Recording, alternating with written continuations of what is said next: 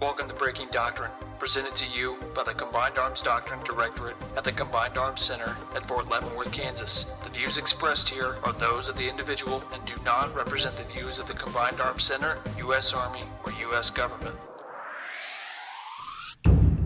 Hello, I'm Major Chris Parker, and this podcast topic is Multi-Service Doctrine in the Air, Land, Sea Application Center. With me today is Colonel Ian Bennett and Colonel Aaron Clark, Director and Deputy Director of the Air, Land, Sea Application Center, otherwise known as ALSA, and Mr. Rich Creed, Director of the Combined Arms Doctrine Directorate, or CAD. Gentlemen, welcome to the show. Thanks, Chris. Thanks, Chris.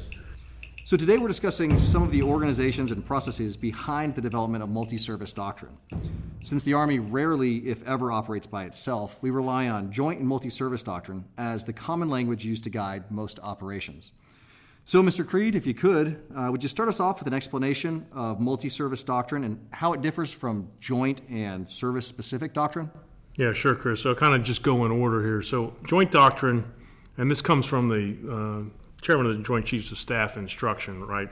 So all of these things are based on formal guidance. But joint doctrine is defined as the fundamental principles that guide the employment of U.S. military forces in coordinated action towards a common objective, and it may include terms, tactics, techniques, and procedures. So the Joint Staff J7 is responsible for the development of all joint doctrine, and the Chairman of the Joint Chiefs Office approves each of those publications. Joint doctrine largely covers strategic and operational levels of war, not tactical, specific tactical issues. And that's become more so over the last few years based on guidance from Rear Admiral Scott when he was the J7 about 3 years ago. And it provides the overarching context for multi-service doctrine as well, right? So we think of that as that higher strategic operational umbrella, and then the multi-service doctrine falls underneath that. So multi-service doctrine is a publication that contains principles, terms, tactics, techniques, and procedures used and approved by the forces of two or more services, and not all the services, but two or more services, to perform a common military function consistent with approved joint doctrine. So that consistent with approved joint doctrine means, in other words, it's got to be congruent with it. It can't be contrary to it. It adds to it. So it's treated as service doctrine and assigned a service doctrine publication number. So this multi-service publication will have one designation as an Army pub, another as a Marine Corps pub, and another as an Air Force pub or Navy pub. Service agreement, in other words, the entire service agreement is not required because it's approved by a Joint Action Steering Committee, or a JASC, signed by the service doctrine chiefs, usually one-star general officers or admirals from each of the services. And it focuses on tactical level solutions. And so each of us, members of the JASC, represent their services, and each of the services has their own doctrine. And service doctrine is those publications approved by a single service for use within that service. And it's written or prepared in the Army by our centers of excellence or a proponent. And then each of the services has proponents for their doctrinal publications as well. In our case, ours are approved through the Combined Arms Doctrine Directorate up through the Combined Arms Center here at Fort Leavenworth. They're ultimately approved and made official service doctrine from the Office of the Secretary of the Army. So thanks for the once over the world, sir. I think now it's best if we bring in Colonel Bennett and maybe get a better understanding of ALSA. So, sir, can you give us some background on your organization, its mission, and what gap it specifically fills for the doctrine community? So ALSA stands for the Air, Land, Sea Application Center, as you pointed out, and we are located at Langley Air Force Base. So we started off as a multi-service organization focused on synchronizing the joint warfighter to provide interoperability solutions for the tactical warfighter. We really look at the near term, so the tactical solutions, looking at multi-services, Mr. Creed pointed out, and really focus on the interoperability issues or interoperability solutions. Started off in 1973 as a concept between the Air Force and the Army, following lessons learned from Vietnam. So really looking at how we can better integrate the air and land components. Stood up in 1975. We expanded in 1970 1992, after the Desert War, when the Marines and the Navy came aboard, and then we became ELSA. 1998, we became JDAL qualified, or JDAL, a JDAL billeted organization. Really, the core construct of why we exist hasn't changed remarkably over time. We still are there for solving problems at the tactical level. We're not a service-specific organization. We're comprised of all 4 services. We work with the 4 service directorates. They are the ones who provide us our task and purpose, basically our guidance, and then they form the Joint Action Steering Committee, or otherwise known as JAST. We meet twice a year, and they provide the left and right limits for what we do. We produce multi-service tactics, techniques, and procedures. We are not the exclusive owner of those. Anybody can do those, but this is kind of our bread and butter. And then we also do studies as well as the Airline Sea Bulletin, which is produced twice a year. And then we engage through our professional networking, and how we get our expertise is through face-to-face meetings, networking, collaborative tools, especially leveraged over the last year with COVID, expanding our technological outreach, or technology to be able to increase our outreach and do joint working groups at a virtual world. And then now we're really focused on expanding our digital outreach through social media construct, redesigned website, as well as Twitter and Facebook. Yes, sir. So you guys have your hands out there and everybody trying to grab as much information and subject matter expertise as possible. We do. And as an organization, we're only 22 people deep. Okay. And so the reliance is on the force, on the field of force, to be able to provide the subject matter expertise. We don't write the words. It's done by the subject matter expertise. We more or less corral the cats, make sure that everybody comes up with viable solutions. We make it nice and neat, polish it up, and then produce it. But really, it's the tactical warfighter that does the majority of the work. Gotcha. Well, speaking of being a fairly small organization, I kind of want to bring in Colonel Clark, if you could, sir. Could you describe how ALSA is staffed? And I'm curious, who do you guys report to? Who's your higher headquarters out there? Yeah, so, well, I mean, as Colonel Bennett brought up, I mean, it started off with as an Army and Air Force organization, and it's kind of been that way. It hasn't changed a whole lot, really, with as far as reporting. So we're all ADCON, if you will, back to our services. Okay. But we exist as a centralized organization at Langley. So in that, we have 8 Air Force JDAL billets. We have 7 Army JDAL billets, and then 1 Navy and 1 Marine Corps billet. So all JDAL qualified. And then we have an enlisted com NCO and 5 civilians, and that's the bulk of our stuff. But all split to the winds, so to speak. Every service donates a little bit to our effort so that we can make things happen. And so far it's been working. So far, so good? Yeah. Well, I mean, it's got to be cooperative, right? So the service Very actually agreed to cooperate. So, I mean, we view, like here at CAD, when you all are looking for subject matter experts and you're not getting an answer from a Fort Sill or a Fort Huachuca or wherever, we make phone calls and say, hey, this isn't a joke. This is a priority for the Army, because once the JAS says something's a priority, then it's a priority for all the services, or it should be, and you just have to remind people. And I mean, historically, if you look at the stuff that we've done at House, I mean, it's, to your point, it's been some of the cutting edge things that's been happening on the battlefield. If you go back and look at the very beginning stuff to the first bulletins we did in 1978 and whatever, it's talking about air-land battle. It's the TRADOC, Tactical Air Command at that point in time, interaction to figure out how air-land battle was going to work in the Fulda Gap, and then you go in further and you start with 2001, and you start seeing all the pubs come out for convoy operations, for various things that people go, hey, we need to share the expertise among the force. Now, the one thing I would say, though, people say, oh, we do tactics, and we do tactics, absolutely. But if you read some of the manuals, what I think is interesting is it actually breaches into the kind of bottom edge of operational stuff too. So because staff officers are using it as well, it's not just happening. It's you got everybody from the E4 sitting in their vehicle in the desert reading the manual, to the captain or major sitting in his or her staff position trying to figure out how SOF and conventional forces are organized to be working in the environment that they have. So we've kind of expanded quite a bit over the years. Well, and sir, on that note, I wanted to ask you a bit, since you mentioned that you guys do tactics, but you also do touch on operations. The ALSA manuals that I've referenced in the past, they seem quite technical. And I'm thinking of, I referenced killbox techniques, I think, for example, was one that I spent some time in. Is that normal for most of your manuals? Are they kind of technical, or is that just the one I grabbed off the shelf that day? It depends. So J-Fire Handbook, as an artilleryman, I grew up with J-Fire Handbook. It's gone through several evolutions. There are some very technical aspects of it, but part of that is really the technical aspects help baseline the services. So I, working as an artilleryman, understand what the Air Force is bringing on an aircraft, what the capabilities for ammunition is. And that is helpful for me because I need to calculate what the collateral damage potentially may be and what my standoff has to be. So there are some benefits for having very technical stuff in it.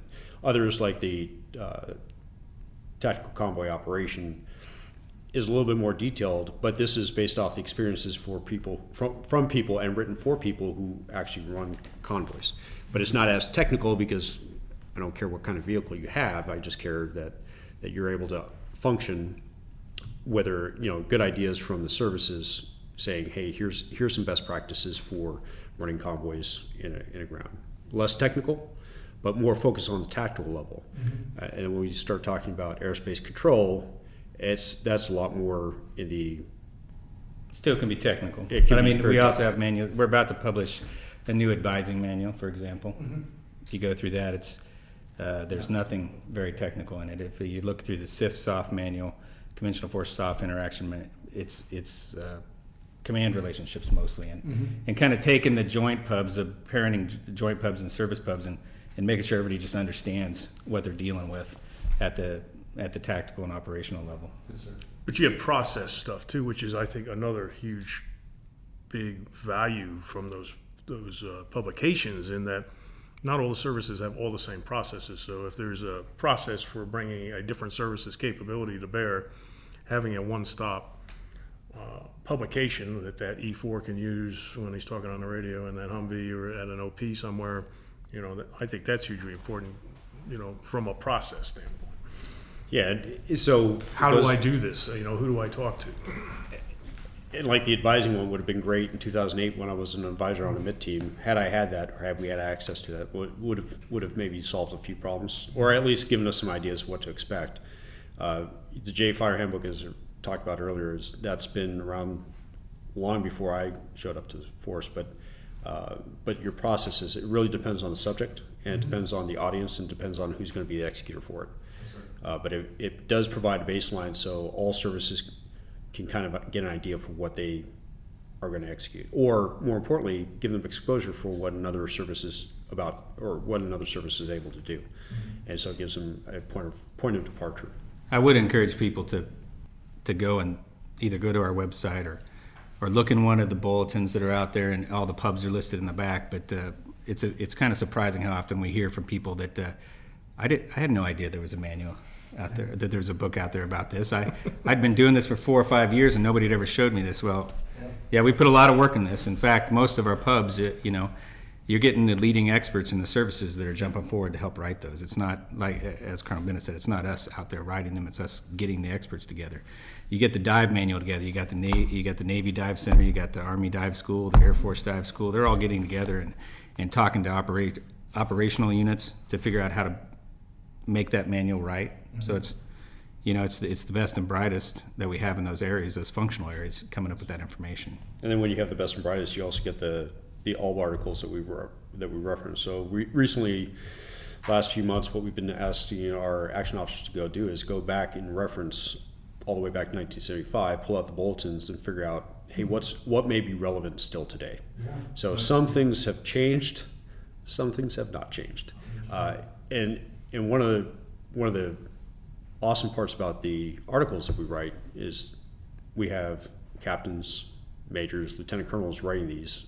They've looked at a problem, they have questions, so they write about a process, and really the idea is to elicit some sort of reaction to be able to continue the dialogue. We get a lot of articles from the Air Force, a significant number from the Army. We enjoy reading the articles, and then we enjoy going back in the archives and saying, wow, we thought we had this figured out, but apparently we don't. And so it it's shows you how often we re-churn through the same problems over and over again in the military.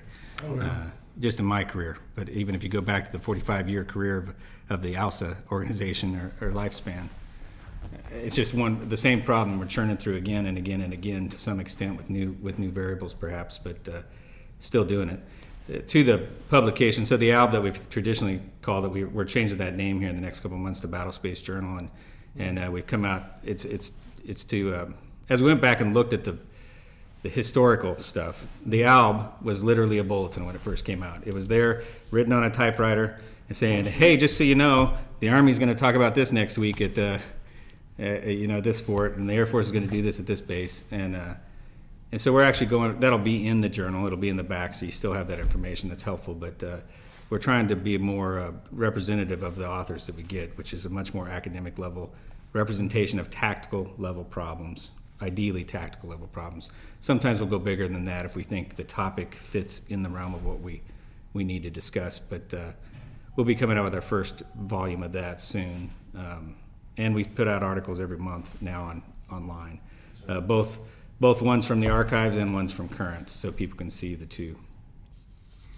Yeah, well, just throw one other thing out. There's an appetite in the services for these things, as you all pointed out, some of the high volume ones, but the publications that are heavily in demand, I guess is how I would phrase it, within our U.S. Joint Force also tend to be the same ones that are heavily in demand with our multinational allies and partners during operations. And at some point later on, maybe we talk about some of the challenges dealing with that.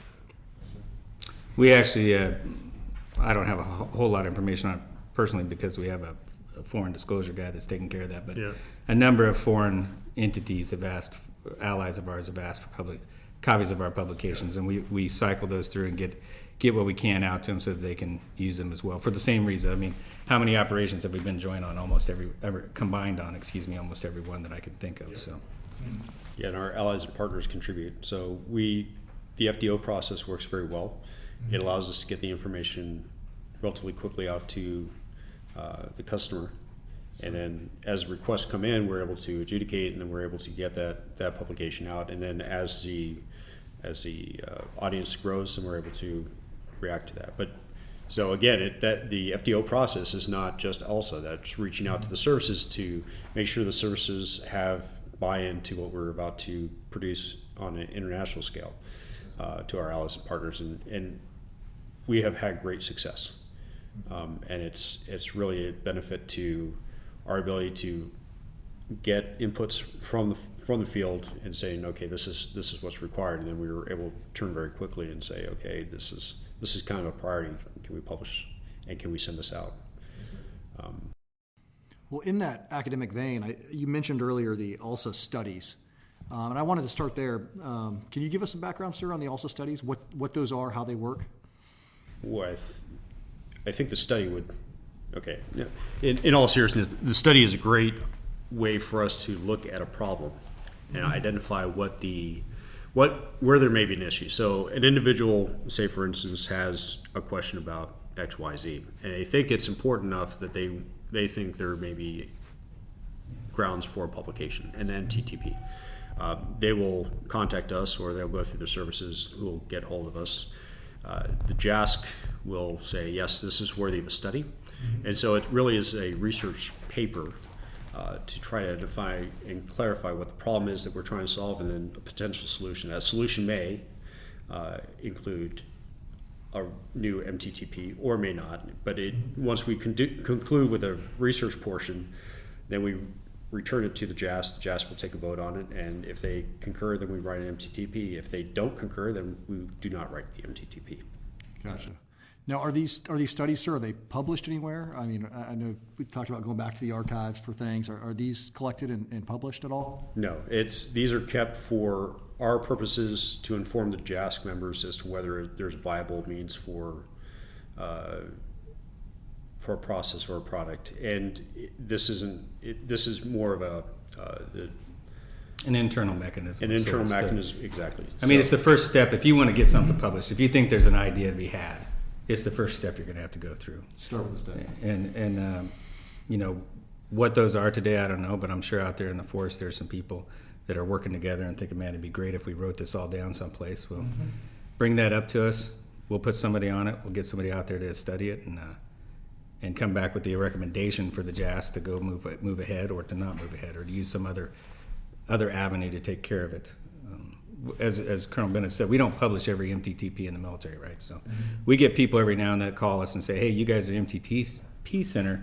We want to give you ours. It's like, well, we don't do every one of them. We do certain ones that the doctrine centers want us to work on. And so there are other entities within the military that work an agreement out between the services that they're working with, and they write MTTPs as well. So, but we work on, I think, most of if it's a kinetic, bring the fight to the battlefield type thing, then it's probably held with us, I would guess. You also do studies, and maybe I'm using the wrong word, but you kind of do a study process to determine whether, hey, do we need to revise a book, or, because it's resource intensive, right? I mean, there's only 22 people, so it requires a lot of effort. So before we just say, well, it's 3 years, so it's time to update it, let's do a study to make sure whether we need to, or whether we need to keep a book, maybe. Correct. And we go back to the services and poll them, and they can say, yes, retain it, or no, it's time to rescind this because we have the information in other venues. But the study is a great opportunity for us to explore new ideas, and then we go off and interview individuals, we go off and observe exercises. So it's great for us internally, but no, it's not. To go back to the question, do we share? No, we share with the people who ask for the study, and we share with the JAS members, but it's not for public consumption. Now, is there a process or a criteria for deciding who's going to write an MTTP, or if it's going to be the services? Because I know we own a couple here, sir, the environmentals pubs, urban, jungle, desert. So is there any sort of criteria established, or is it just kind of the services figured out? You mean whether it's an ALSA pub whether it's versus an ALSA pub versus a service joint, a multi-service pub? Well, the first point is I was lucky, I think, coming into this, that these organizations had been around long enough that they kind of arbitrated a lot of that in the past. I think the good rule that we refer to is if it's really about two services, and from the Army perspective, it's, for the most part, our multi-service publications have to do with operations on the ground.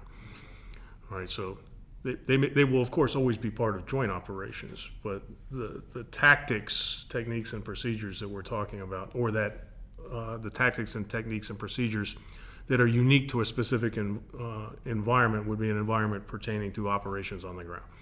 So most of our multi-service publications are with the U.S. Marine Corps.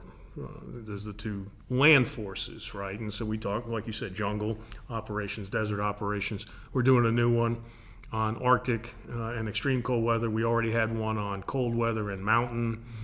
And those type of publications also become the basis for multinational publications with NATO in many cases, because we've already done the work, and then you just have to collaborate a little bit more with the allies. So for the most part, I think we have a couple multi-service pubs with the Air Force. In fact, I know we do with JAGIC, for example. But the majority of ours that we're responsible for in CAD are with the Marine Corps.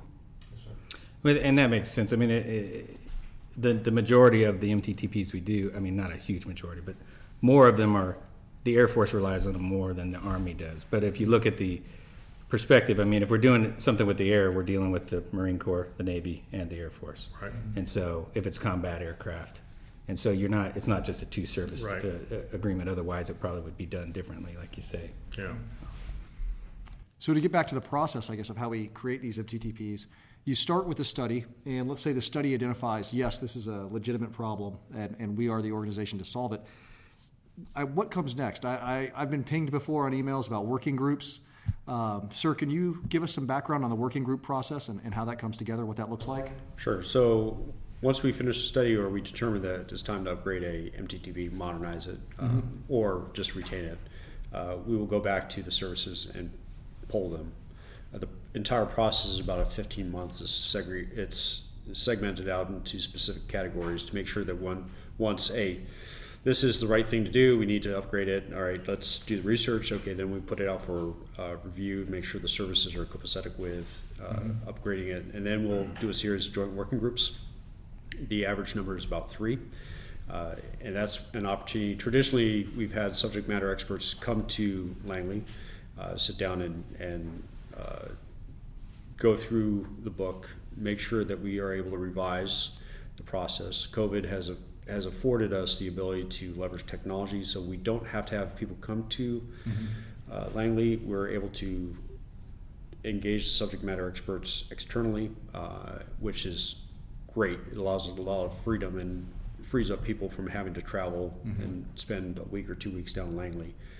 And then once that's completed and we go through the revision process, we have a chance to review the book, then it gets sent out for worldwide review.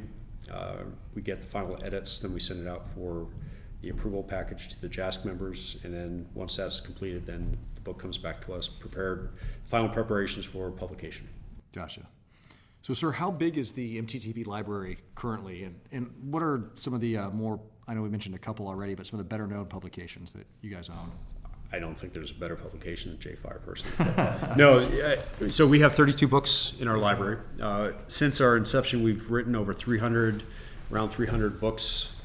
And it really comes down to, it ebbs and flows probably anywhere from 29 to 33, depending on what we're doing at the time. I think ACC is a good one, air control communication. The Air Force teaches me a lot too, so I spend a lot of time learning. J-Fire Handbook, TCO, advising, DISCA, and then DISCA is an interesting organization since it deals with civil support, which is not unique. We mentioned diving, which is a great one. Coast Guard participates in that as well. So we have experts from other services outside of the pure military paradigm. And those are off the top of my head. Brevity for the pilot's perspective. Personnel recovery is a big one. Survivability. SCAR, SCAR, yeah. as our British friends were asking about SCAR for a long time, because that's a big deal with. For our listeners, sir, what is SCAR? Strike, coordination, and reconnaissance. We were just looking at this pub the other day, but all that's in my head is SCAR when you say that. So it's easy to get. I mean, it's wicked easy to get involved with the acronyms, and so when somebody says, "Hey, spell out ACC," it takes a minute. And if ACC is not native to your service, Air Force knows exactly what it is. But for the Army, it takes a minute because. But then we have airspace control, which is AC, so you got that in there too. So, but that's another kind of big one. I mean, it impacts, believe it or not, both ground and air. Obviously, I mean, an artillery officer is very concerned about airspace control, not as much as the pilot in the air, but definitely concerned. And a large part of these manuals must be just getting the language right, so that we're understanding each other across services, and that's critical here. And so when we have the joint working groups, the subject matter experts come in. We have the services represented at the time, and a lot of time to make sure that the action officer's job is to make sure that we level the bubbles and get the right verbiage, so somebody from the Air Force and the Army, the Navy, the Marines are able to communicate clearly and concisely what they're trying to say. Yes, sir. And if Aaron and I are able to read through it successfully, that means that they met the mark, because we're probably we're the long pole in the tent. Well, you are. Oh, sorry. So it just comes. So, back in my early flying days career, we just called it standards, right? We would develop standards for the unit. Other units would have the same standards that flew the same plane. And if you could go fly with somebody in another unit and you knew exactly what they were going to do because you were speaking with the same language, and that's really all we're doing, except we're doing a multi-service, and it's a bigger problem, right? Because all the services have a little different culture, a little different understanding of how things happen. But it ends up working. I think there's benefits to it too, because a Navy flyer or something may come in and say, "Hey, I think we ought to do this, and here's a name for it, and here's what it means, and this is what we're doing in the Navy." And everybody goes, "Wow, that's great. I hadn't thought of that." And then all of a sudden it's added to the pub, the brevity term's added, the understanding of it's added, and everybody in the joint force is working on that then, So it's a great way to kind of get our service peculiarities pushed out there for the whole DOD. like I see the interoperability problem becoming the key problem between the key way to actually be successful in the battlefield is to solve the interoperability problem. And so I think it's a bigger issue than what the services have probably given it credit for, and that if we're going to win in the future, we have the best Army in the world. We have the best Air Force in the world. We have the best, but that the only way to get better at this point is to learn to work together better, Right. And we make things harder, and I know they do it because you got to have a message, right? So our message is we have to do things better, so we're going to have but we had a conversation, and I apologize to Ian if he heard this before. When you say joint all-domain operations, all you're saying is joint operations. yeah. All right, because when you take the 4 services and then add U.S. Cybercom to it, which is really a service in and of itself, the way it operates, it's already joint. That's exactly, all domain operations are joint operations. That's what makes the U.S. Joint Force so potent, is that we do it better than everybody else, and we do it at scale and scope. But we all know that we could do it a lot better, and we've gotten so much better in certain things over the last 20 years, but other skills have eroded because we haven't practiced them. Well, a lot of times our success is built off the human being, right? I mean, we succeed because the troops on the ground figure workarounds for the stuff we've screwed up that we haven't figured out how to agree upon, and so they get it figured out. And we've all been there, and we've all, I don't know, let's just make it happen. We'll figure it out, and we go forward. And luckily, we train people well enough they can do that. But I think as we get into this kind of higher paced, high end, near peer competition, A2AD threats, all this stuff, you don't have time. So I was in ALO in 2002 to 2004 with the 4ID 2nd Brigade, and they were the digital division, right? Right. And I rolled in there, and I'm like, oh, Army's all digital. Like, no, just us. And then I'm like, oh, so we can see everybody? They're like, yeah, we can see everybody. Then I realized, yeah, everybody except all the Air Force guys who are in our vehicles with no EPLARs, with no Blue Force Tractor, with no, and our vehicles didn't look the same inside. Because why? Because our vehicles were paid for by the Air Force, the Army's, and 2 acquisition programs did it. And then when we had planes come in, I'm like, well, we can't download like the fighter data link stuff the Air Force has. No, it doesn't. It doesn't work with what we put into the talk here. Okay, and then the guard comes, and I'm like, well, what about the guard stuff? Yeah, it can go into the talk, but the Air Guard and the Air Force couldn't talk to each other with data link because they had bought different systems. And then I get here, and 20 years later almost, USMTF 2004, we're not talking to each other, haven't for 10 years. Oh, great. Yeah, we really figured this out. And even worse, we haven't talked about the fact that we haven't been able to talk to each other for 10 years, which is even scarier. The people, people at the we have. No, I know. But it's when you start looking at the large programs. The services. No. It is not, it becomes problematic because you're like, how do I, so as a HIMARS battalion commander, you're sitting in the ACE listening to the Air Force chatter, but you're tracking about 6 different chat messages. You think you know the call sign that's going to target call on your target. It just becomes very complicated. You're like, wow, this is... An airplane's moving at 600 miles an hour. Well, 2001, working I was in an Apache squadron working with the Apaches. They would do over water stuff. Yeah. So they'd have to work with the Navy. The Navy would vector us into targets, and you're just...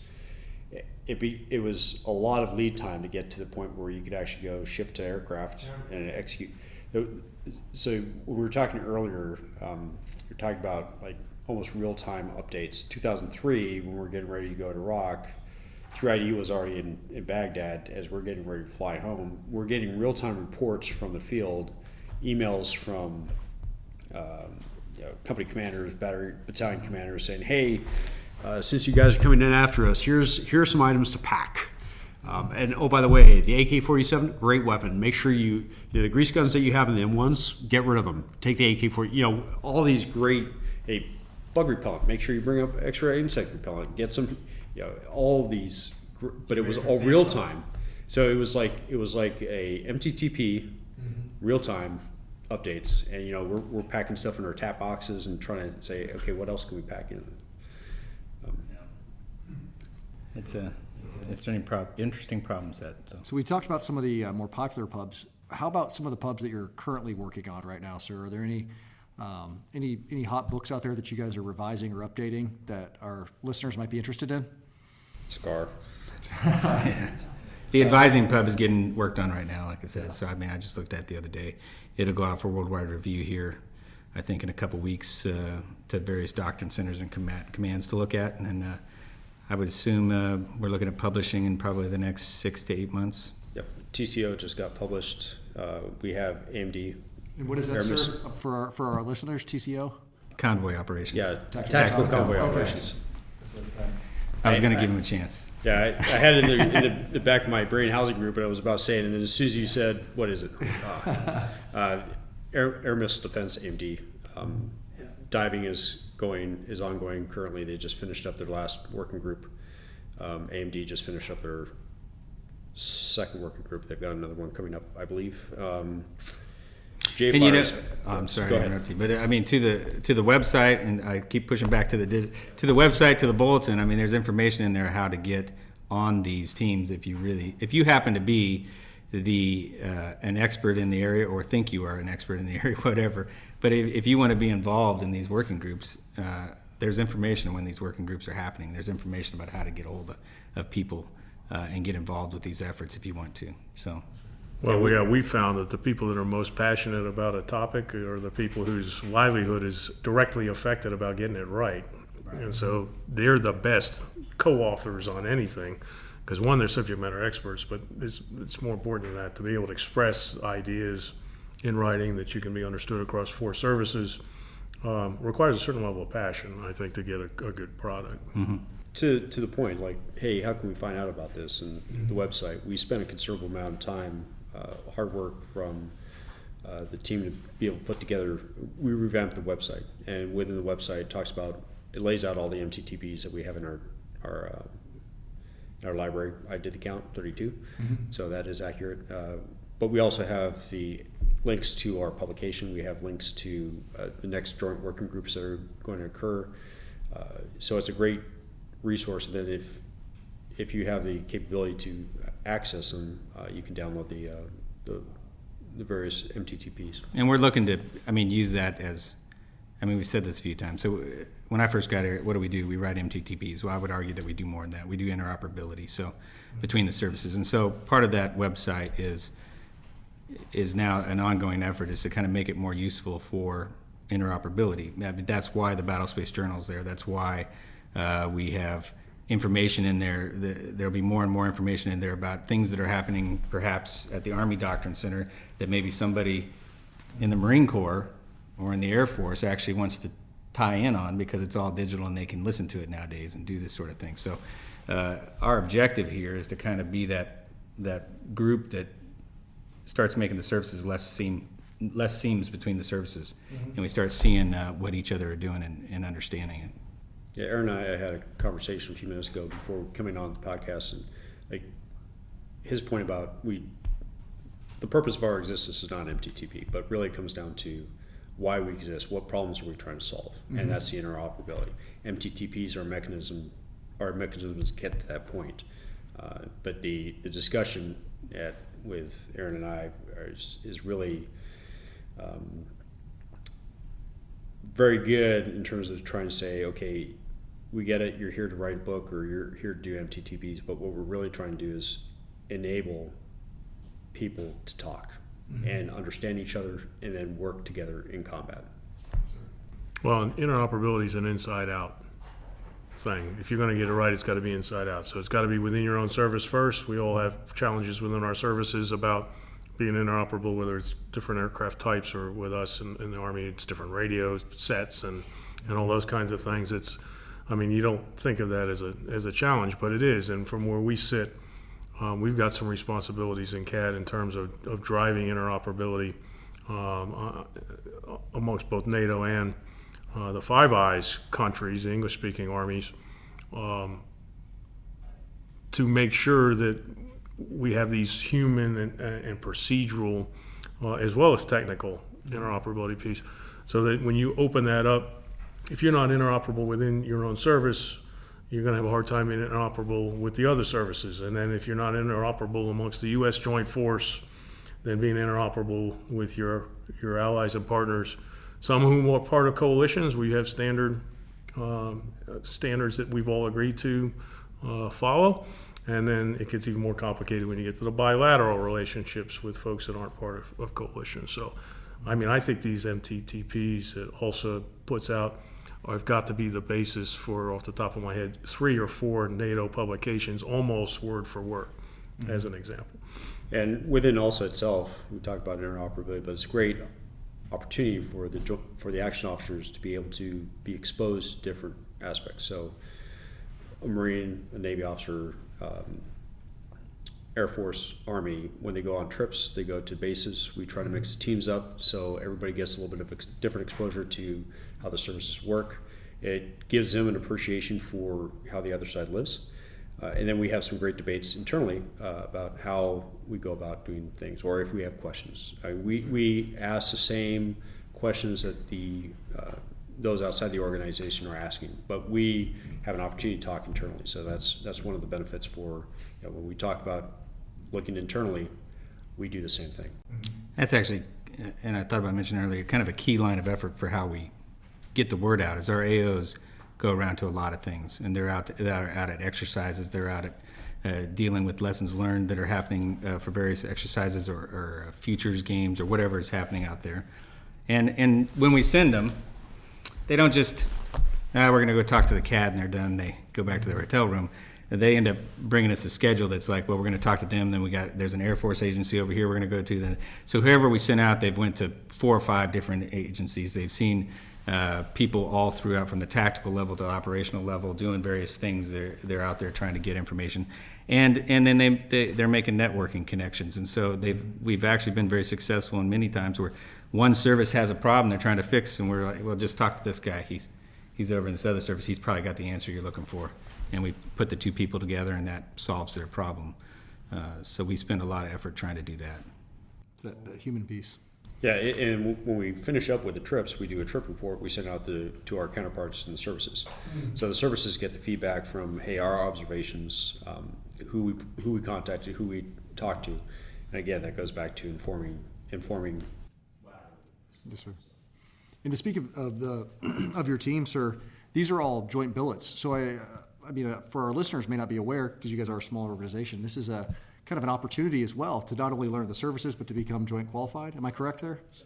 Everybody goes to JPME2 when they show up at the job. We're there at Langley, so we're a 30-40 minute drive from the Joint Forces Staff College. So they go down there for their 2.5 months of JPME2, and then spend their 3 years on staff with us, 2 to 3 years on staff with us doing the AO business. So, yep, they leave joint qualified, and I think they get a unique joint perspective. I mean, when I first got there, I was kind of trying to figure it out. I mean, I did a joint staff job at a formal staff someplace, and so I'm like, well, they're missing out on that. Mm-hmm. But what they're getting that I didn't get is real work, real human communication with people at the level that are knocking out the operations, and I think that you're making a well-rounded officer that way because they're getting to see how it's really done, as opposed to just making sure the operations center has the right stuff on the screen and that we've passed the paperwork appropriately. Maybe I dog staff jobs too much, I don't know, but I think our guys do very well with that, and I think they enjoy it. I know they enjoy it because they tell us they do. So. It's not because we tell them to tell us that they enjoy it. Yeah. Yeah, it really is. It is a unique organization, and it is very, very tight-knit group.